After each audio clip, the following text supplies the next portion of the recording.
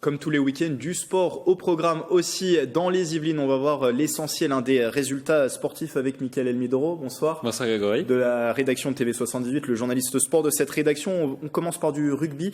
Mickaël, la Fédérale 2, on n'était pas loin de la victoire pour plaisir.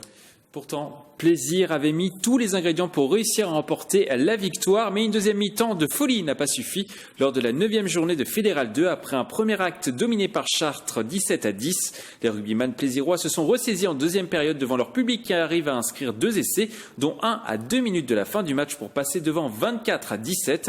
Mais en quelques minutes, leurs espoirs de victoire s'effondrent. Chartres marque un essai de pénalité, puis arrive à inscrire une pénalité quelques secondes plus tard, score final 27-24 pour les visiteurs.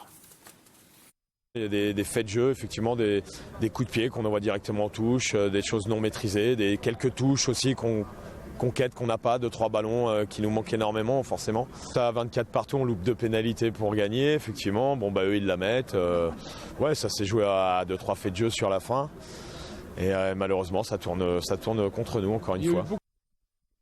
Faites plaisir se retrouve désormais à la 10e place du classement de Fédérale 2 avec seulement 2 victoires au compteur. L'équipe se retrouve en danger pour la suite de la saison.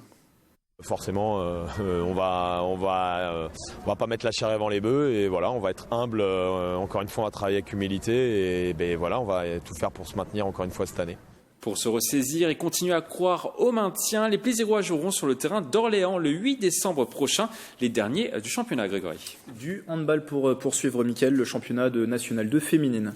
Après une mauvaise série de 2 défaites consécutives, Montigny-le-Bretonneux se reprend. Les Illy-Montaines se sont imposées sur le terrain de patronage laïque Grandville sur le score de 23-19. La meilleure buteuse côté Montigny-le-Bretonneux se prénomme Delgado des Gracas avec 7 buts en 13 tirs. Avec cette victoire, l'ASMB handball pointe à la 5e place à 2 petits points de la première place détenue par Tôle Carantec. On termine par du football, ce n'est pas un résultat, mais un match important à venir. Un agenda. Le tirage au sort du 8e tour de la Coupe de France de football a eu lieu la semaine dernière et Versailles, qualifié après sa victoire 3-2 face à Sainte-Marie à La Réunion, a été épargné. Le dernier représentant yvelinois se déplacera chez un club de National 3. Vire, ce tour est le dernier avant l'entrée en liste des clubs de Ligue 1 en 32e de finale. L'année dernière, Versailles s'était arrêté à ce 8e tour de la compétition contre Lens. On va croiser les doigts, pourquoi pas, pour une belle affiche contre un club de Ligue 1 avec nos amis de Versailles. Merci Mickaël pour ce tour d'horizon. Bien plus de résultats, des reportages et des annonces aussi d'événements sportifs à suivre dans votre émission 7-8 Sport. Le 7-8 Sport, c'est dans quelques minutes sur TV78.